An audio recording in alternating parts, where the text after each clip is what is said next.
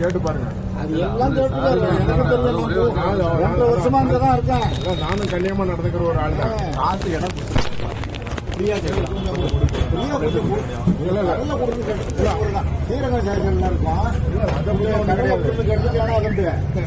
வேற சேஷன்ல இருந்தா வந்துட்டா